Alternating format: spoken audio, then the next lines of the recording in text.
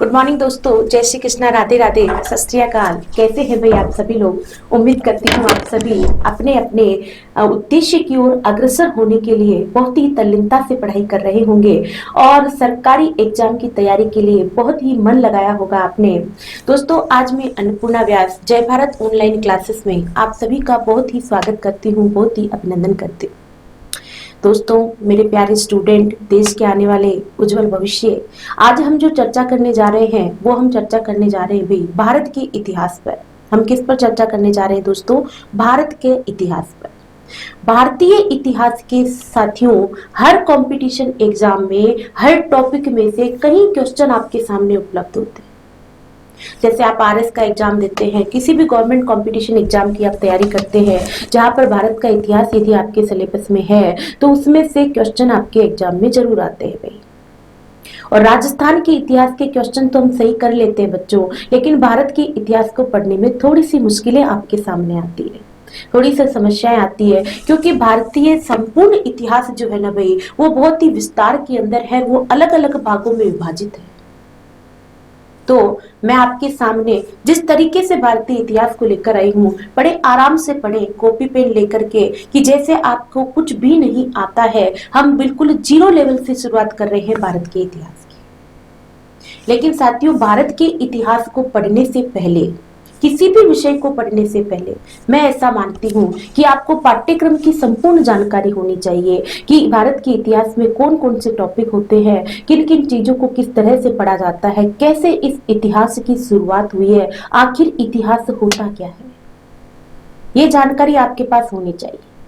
तो आज की क्लास में हम सिर्फ भारत के इतिहास के इस शब्द पर चर्चा करेंगे कि इतिहास क्या होता है, आखिर ये इतिहास के साक्ष्य हमें कहां कहां से प्राप्त होते हैं, और भारत के इतिहास का जो विषय सूची है, पाठ्यक्रम है, उसे कितने भागों में विभाजित किया गया है।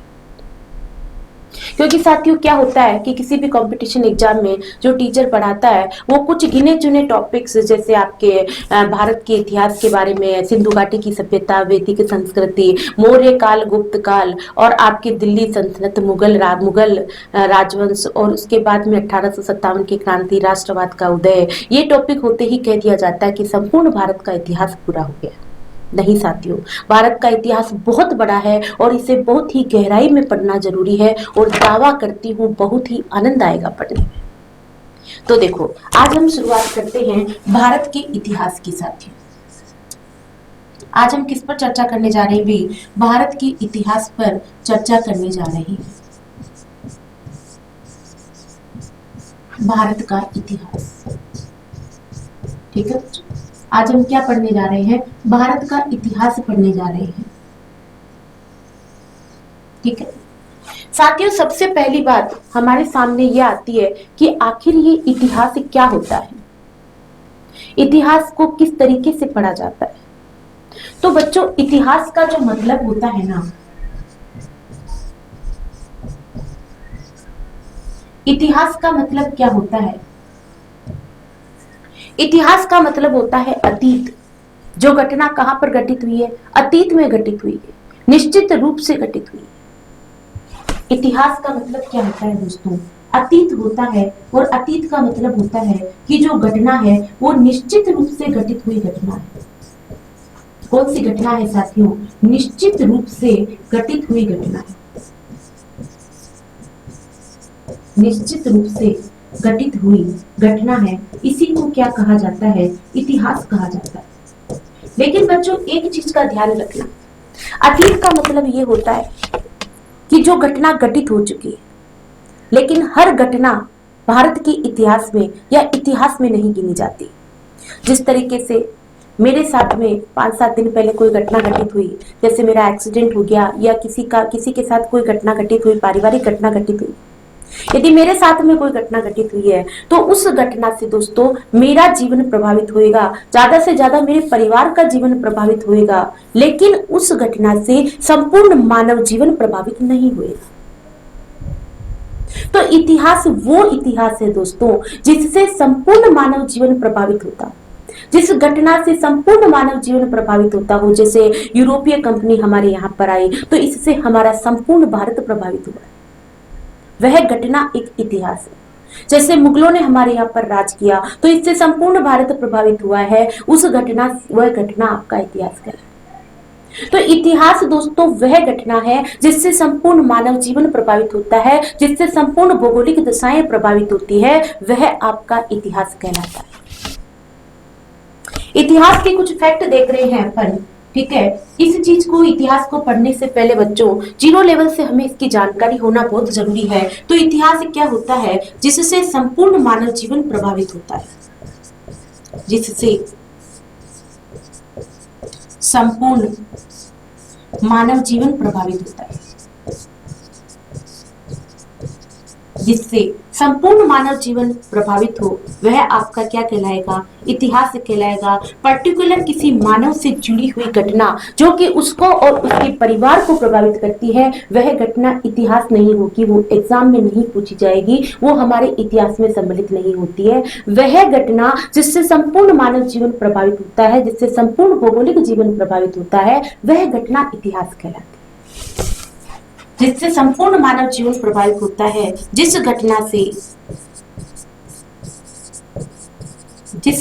से भौगोलिक जीवन प्रभावित होता है, भौगोलिक जीवन प्रभावित होता है,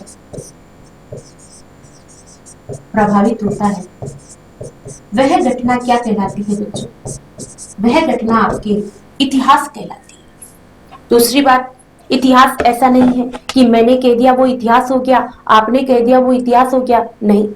इतिहास जो होता है ना दोस्तों, एक क्रमबद्धता में चलता है कि कोई घटना 700 ईसा पूर्व की है, फिर कुछ घटना 200 ईस्वी पुरानी है, कुछ घटना 100 ईस्वी पुरानी है। मतलब एक क्रम के अंदर जिन चीजों का अध्ययन किया जाता है, वह घटना आपके इतिहास कहलाती है। तो इतिहास का तीसरा फैक्ट क्या होता है कि क्रमबद्धता के अंदर जो घटना घटित होती है, वह आपके क्या कहलाता है भाई? वह आपका इतिहास कहलाता है।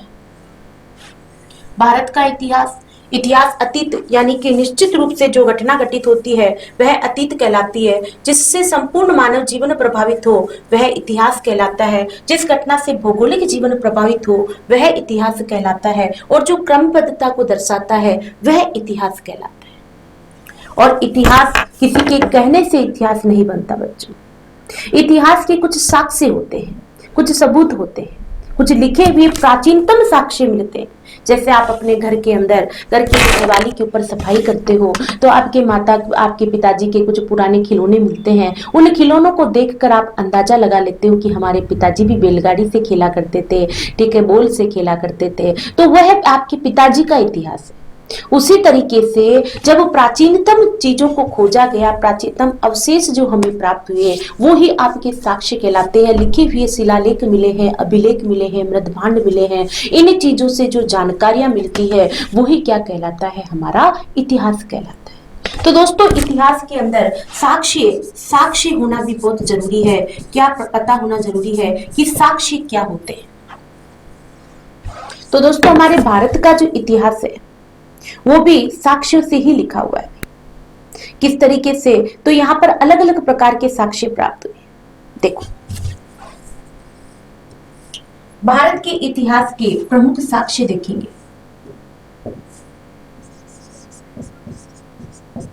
मैं अभी आज सिर्फ और सिर्फ भारत के इतिहास के पाठ्यक्रम पर चर्चा करूंगी, लेकिन उसके पहले ये बता रही हूँ कि भारत का इतिहास जो है वो साक्ष्य हमें या पाठ्यक्रम जो हमें प्राप्त हुआ है वो हमें कहाँ से प्राप्त हुआ है, पाठ्यक्रम की जानकारियां हमें कहाँ से मिली। देखो, पाठ्यक्रम का जो पाठ्यक्रम है, भारत का जो इतिहास है ना बच्चों, उसके लिए भारत के इतिहास के जो साक्ष्य प्राप्त हुए हैं, वो साक्ष्य हमें देखो किस प्रकार से कहाँ से मिले हैं। तो उसके ऊपर एक छोटी सी चर्चा मैं आपसे कर रही हूँ। बाकी भारत के इतिहास के साक्ष्य सबसे पहले आपके लिखावट के अंदर जो मिले हैं, जैसे सबसे पहले हम अभिलेख पर चर्चा करते हैं बच्चों।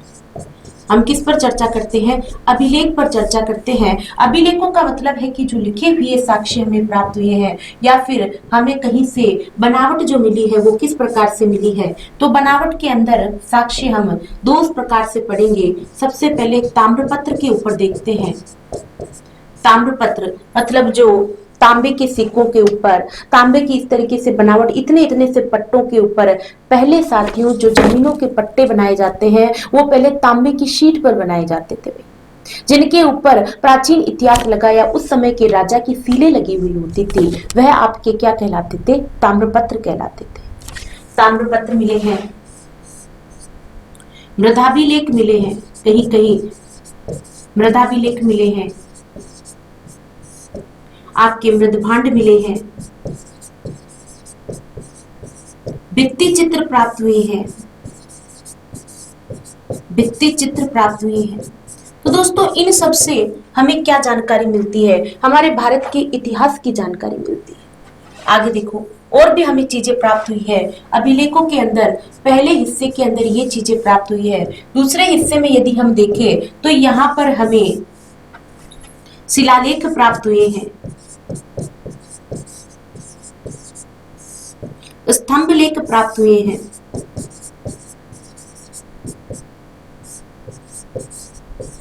गुहाभिलेख प्राप्त हुए हैं, गुहाभिलेख प्राप्त हुए हैं। आप सोच रहे होंगे कि मैडम जी ये शिलालेख क्या होते हैं, ये स्तंभ लेख क्या होते हैं, ये गुहाभिलेख होते हैं। इसके ऊपर अभी मैं चर्चा करूंगी आपसे कि ये चीजें क्या होती है बच्चों। उसके बाद में देखेंगे कि हमें यहाँ पर कुछ धार्मिक ग्रंथों की जानकारी मिली है और कुछ धर्म से हटकर के कुछ ग्रंथों की जानकारी मिली है। उन ग्रंथों से भी दोस्तों हमारे भारत का इतिहास जानने में हमें बहुत ही सहायता मिली। जैसे कि धार्मिक ग्रंथों के अंदर यदि हम देखें तो धार्मिक ग्रंथों में आपके सामने धार्मिक ग्रंथों में हमें कुछ ग्रंथ प्राप्त हुए हैं, जैसे कि आपके रामायण महाभारत, रामायण महाभारत, रामायण महाभारत, पुराण और जैन व बौद्ध ग्रंथ।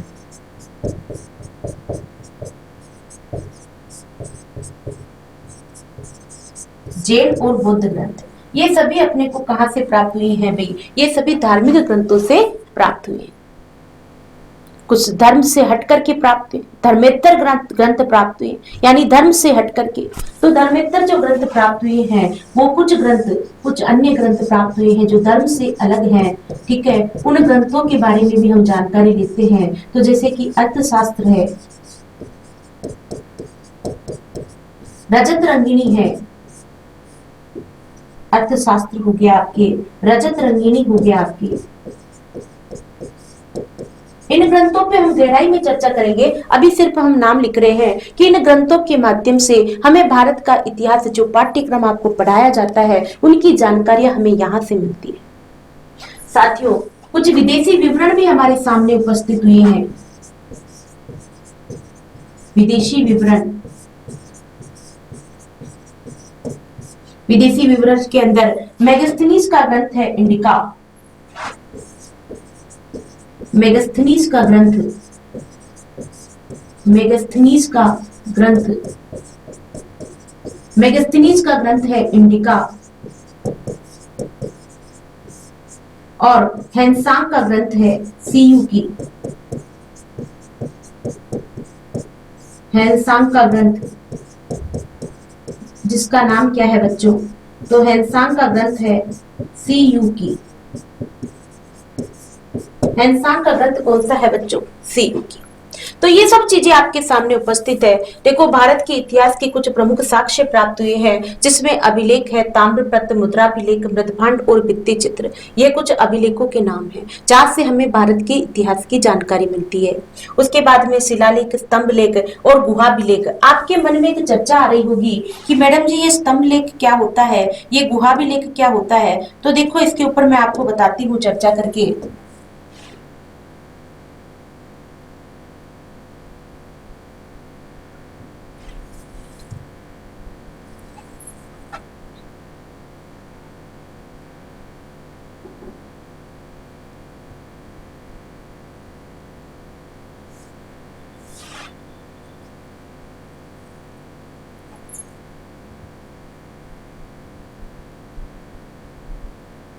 ठीक है, एक मिनट आप वेट करिए।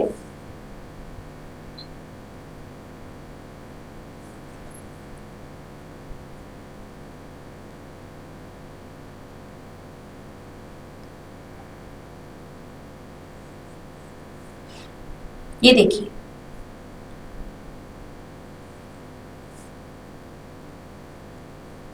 इस प्रकार से बच्चों शिलाओं के ऊपर जो लिखा हुआ इतिहास वर्णित हमें मिला है ना, वही इतिहास आपके क्या कहला रहा है भाई, शिलालेख कहला रहा है।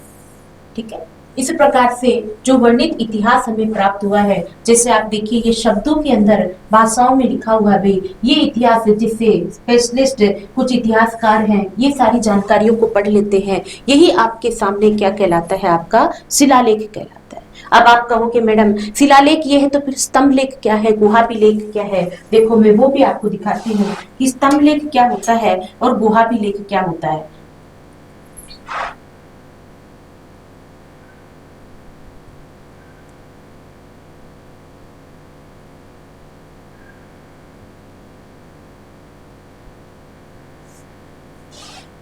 ये देखो अशोक के स्तंभ लेख, आपने अशोक का नाम तो सुना ही है, अशोक महान का नाम। तो ये देखिए दोस्तों कि इस प्रकार से स्तंभ के ऊपर या एक विशेष आकृति के ऊपर लिखा हुआ जो इतिहास वर्णित है ना भाई, वही आपके क्या कहला रहा है, स्तंभ लेख कहला रहा है। ये देखो कोई शिला के ऊपर या किसी दीवार पे नहीं लिखा हुआ है, ये एक स्तंभ पर लिखा हुआ है, एक खंबा टाइप बना हुआ है, कोई मीनार बनी हुई है, उसके ऊपर जो इतिहास वर्णित है वो आपके क्या कहला रहा है, स्तंभ लेख कहला रहा है।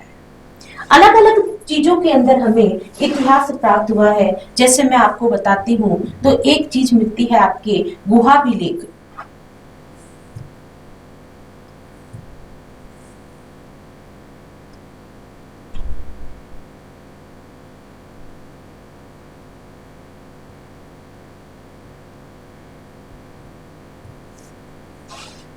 ये देखो गुफाओं के ऊपर जो लिखा हुआ है आपका, गुफाओं के ऊपर जो इतिहास वर्णित है ना दोस्तों, वही आपके क्या कहला रहा है भाई,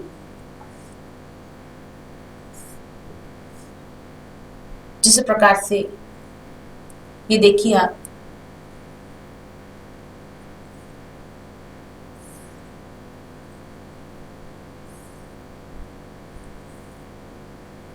ये देखिए कोई गुफा है और गुफा के ऊपर जो इतिहास वर्णित है, बहुत ही सुंदर सुंदर पिक्चर आपके सामने आ रही है। इस गुफा के ऊपर देखिए यहाँ पर एक इतिहास वर्णित आपको नजर आ रहा है, कुछ शब्दों के अंदर, कुछ भाषाओं में, अलग अलग गुफाओं पे, इस पे तो थोड़ा सा लिखा हुआ है संपूर्ण गुफाओं के ऊपर की यहाँ यहाँ के राजा ने ऐसा ऐसा किया, सारा वर्णित इतिहास साथियों लिखा हुआ है। तो ये सब आपके क्या कहला रहे भाई, गुहा लेख कहला रहे हैं। तो इस प्रकार से हमें अलग अलग चीजों से हमें ये इतिहास प्राप्त हुआ है, जैसे आपके पास में स्तंभ लेख, गुहा लेख और धार्मिक ग्रंथ रामायण को आप जानते हैं, रामायण से हमें दिलीप, राजा दिलीप से लेकर के लव कुश तक का इतिहास मिलता है, महाभारत से हमें इतिहास मिलता है, कुरान से हमें इतिहास की जानकारी मिलती है। आपके अर्थशास्त्र, रजत रंगिणी, मूल काल, काल, सभी कालों की जानकारियां मिलती है, शुंग वन, कुषाण वन, विदेशी आक्रमण, हुनों का आक्रमण, शकों का आक्रमण। आपके मेगास्थनीज का ग्रंथ इंडिका, विदेशी विवरण, विदेशी इतिहासकारों ने भी हमारे यहाँ के इतिहास का वर्णन किया है, जैसे हिंसान ने एक ग्रंथ लिखा है सीयू की, जिन्हें चीनी यात्री कहा गया है। ठीक है ना। तो इस प्रकार से इन अलग अलग साक्ष्यों से हमें इतिहास मिलता है, और ये इतिहास कि किस पाठ्यक्रम को आप पढ़ते हो जो आपके एग्जाम की नजर से महत्वपूर्ण है, उस पर हम एक छोटी सी चर्चा करते हैं।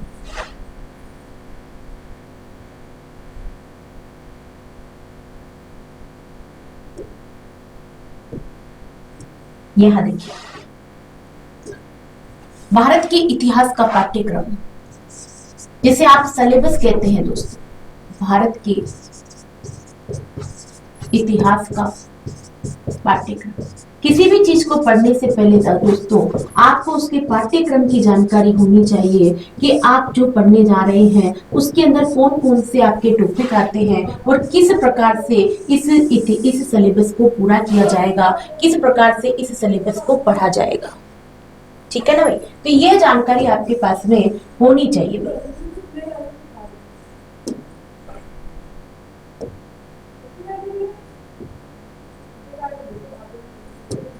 भारत का इतिहास सीधा से लिख लीजिए आप तो, भारत का इतिहास। ठीक है, भारत का इतिहास।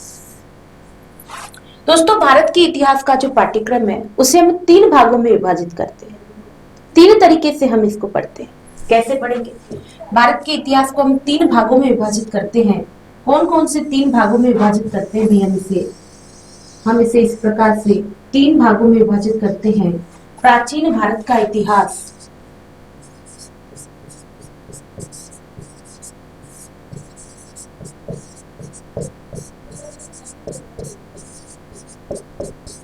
प्राचीन भारत का इतिहास, मध्यकालीन भारत का इतिहास,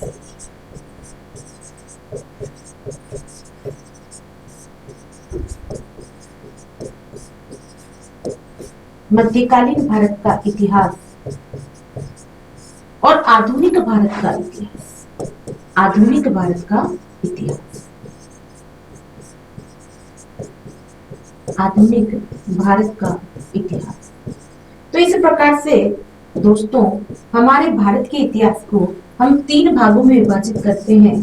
प्राचीन भारत का इतिहास का मतलब है कि जब भारत के अंदर आदि मानव रहा करता था, मानव को किस प्रकार से व्यवहारिक जीवन के पहले का जीवन वो जिया करता था, किस प्रकार से वे अपना पेट भरण किया करता था, किस प्रकार से उसे इस सृष्टि की जानकारी हुई, कैसे वे पत्थर के औजार उपयोग में लिया करता था। सबसे पहले हमें वहां पर वो जानवर में इंसान में कोई फर्क नहीं समझता था, कुत्ते के साथ में अपना जीवन व्यतीत करता था। उसके साथ में समाधान के साक्ष्य मिलते हैं बच्चों। तो इस प्रकार का जीवन जो व्यक्ति सिर्फ खुद के लिए जीता था, मनुष्य से डरता था। उसके बाद में धीरे धीरे कैसे जीवन में परिवर्तन आया, कैसे हमें सभ्यताओं की प्राप्ति हुई, कैसे हमें हमारे वैदिक संस्कृति मिली, किस तरीके से अलग अलग काल हमारे यहाँ पर आए। तो ये सारी जानकारी जो है प्राचीन इतिहास में पढ़ेंगे। यानी सबसे पहला भारत, सोने की चिड़िया कहलाने वाला जो आपका देश है, वो सबसे पहला भारत है बच्चों। उसके ऊपर हम चर्चा करने जा रहे हैं। तो भारत के इतिहास में हम सबसे पहले प्राचीन भारत का इतिहास पढ़ते हैं।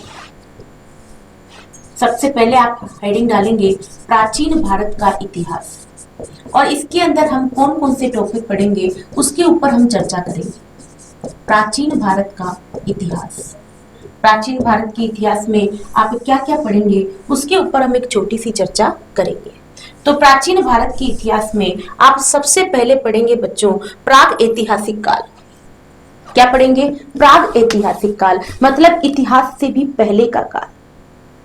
प्राग ऐतिहासिक काल जहां पर हमें लिखित साक्ष्य प्राप्त नहीं हुए हैं और जो कि बिल्कुल की पाषाण काल के अंदर व्यक्ति अपना जीवन व्यतीत किया करता था, आदि मानव से पहले का साक्ष्य, जहां से मानव की उत्पत्ति से लेकर के बड़ी ही दयनीय स्थिति के साथ में मानव ने अपने आप को ऊपर उठाया, जहां पर तांबे से व्यक्ति अपना जीवन, पत्थर से अपना जीवन व्यतीत करते करते तांबे तक पहुंचा। तो बच्चों, यहाँ पर आप लिखेंगे कि प्राग ऐतिहासिक काल, सबसे पहले हम चर्चा करेंगे प्राग ऐतिहासिक काल पर, जिसके अंदर हम पाषाण काल को पढ़ेंगे बच्चों। प्राग ऐतिहासिक काल जिसके अंदर हम चर्चा करेंगे, प्राग ऐतिहासिक काल में हम चर्चा करेंगे पाषाण काल के ऊपर। पाषाण काल जिसके अंदर पूर्व पाषाण काल, मध्य पाषाण काल, नव पाषाण काल, ताम्र पाषाण काल, इनके ऊपर हम चर्चा करेंगे। तो पाषाण काल पे चर्चा करेंगे, ताम्र पाषाण काल पे चर्चा करेंगे। पाषाण काल पे चर्चा करेंगे, आप ताम्र पाषाण काल पर चर्चा करेंगे। प्राग ऐतिहासिक काल के बाद में आप किस पर चर्चा करेंगे दोस्तों? तो प्राग ऐतिहासिक काल के बाद में आप हड़प्पा काल पर चर्चा करेंगे, हड़प्पा संस्कृति पे चर्चा करेंगे, जहां पर हमें कांस्य युगीन सभ्यताएं प्राप्त हुई है, जहां पे हम सिंधु घाटी सभ्यता को पढ़ेंगे, जिसमें और भी उससे जुड़ी हुई सभी सभ्यताओं पे चर्चा हम करेंगे कि हिंदुस्तान में, भारत में जहां जहां पर भी हमें सभ्यताओं की प्राप्ति हुई है, आसपास के क्षेत्र की सभ्यताएं जो हमें संबंध रखती है, उन सब के ऊपर हम चर्चा करेंगे। तो यहाँ पर आप लिखेंगे हड़प्पा काल से संबंधित सभ्यताएं जो कि कांस्य युगीन सभ्यता कहलाती है। ठीक है भाई, तो इसमें लिखेंगे आप दूसरे नंबर पर हड़प्पा काल, इसमें लिखेंगे आप कांस्य युगीन सभ्यता।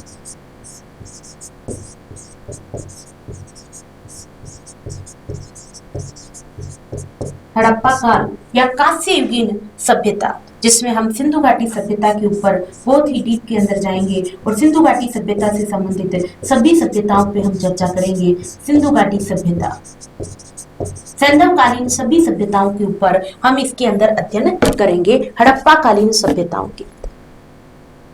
ठीक है, हिम्मत मत हारो दोस्तों, बहुत बड़ा सिलेबस है, पर वो कहते हैं ना, काम ऐसा करो, काम करो तो ऐसा करो कि एक पहचान बन जाए, कदम चलो तो एक ऐसा चलो कि कदम का निशान बन जाए। जिंदगी तो हर कोई काट लेता है, जिंदगी को जियो तो इस तरह से जियो कि एक मिसाल बन जाए।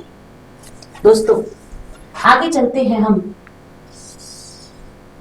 वैदिक काल के, इसके ऊपर वैदिक संस्कृति, इसके बाद में हम पढ़ेंगे वैदिक संस्कृति की। जब मानव थोड़ा सा ऊपर उठ चुका था तो किस तरीके से उन्होंने अपने जीवन को संस्कृति के अंदर ढाला, किस तरीके से अपने जीवन को आगे बढ़ाया। इसमें भी हम दो पार्ट पढ़ेंगे। वैदिक संस्कृति के अंदर भी हम ऋग्वैदिक काल और उत्तर वैदिक काल पढ़ेंगे बच्चों। ऋग्वैदिक काल और उत्तर वैदिक काल पढ़ेंगे।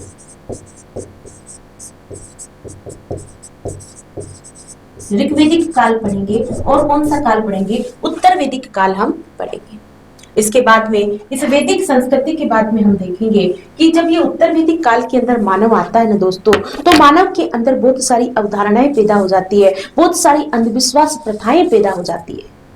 तो किस तरीके से उसने अपने आप को जीवन के स्तर से ऊपर उठाया, तो वहां पर जैन धर्म का उदय होता है, बौद्ध धर्म का उदय होता है, यानी प्राचीन धार्मिक आंदोलन होते हैं। व्यक्ति एक धर्म से दूसरे धर्म की ओर प्रकट होता है, प्राचीन धार्मिक आंदोलन होते हैं। तो अगला टॉपिक लिखेंगे आप, प्राचीन धार्मिक आंदोलन।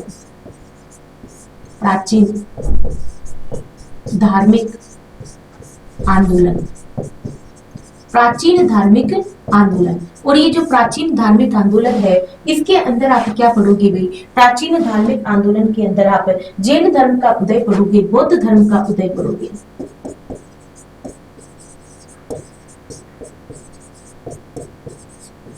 जैन धर्म का उदय और बौद्ध धर्म का उदय।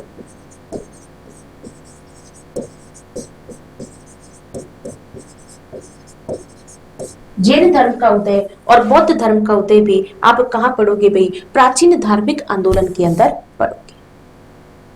जब ये आंदोलन होंगे और हमारा मानव जीवन काफी थोड़ा सा ऊपर उठ चुका होगा, तब दोस्तों हमारे यहाँ पर जो छोटे छोटे प्रांत थे, राज्य थे, उन राज्यों ने, जो शक्तिशाली राज्य थे ना, उन्होंने अन्य राज्यों के ऊपर अधिकार करके राष्ट्रों का निर्माण कर लिया विश्व के अंदर। वो सभी आपके महाजनपद के नाम से जाने गए। तो हम महाजनपद पे भी, महाजनपद बहुत अच्छा टॉपिक है और साथियों यकीन करो आपको बहुत मजा आएगा पढ़ने में। तो अगला टॉपिक हम लेंगे तो महाजनपद पढ़ेंगे। अगला क्या पढ़ेंगे हम इसके अंदर? महाजनपद।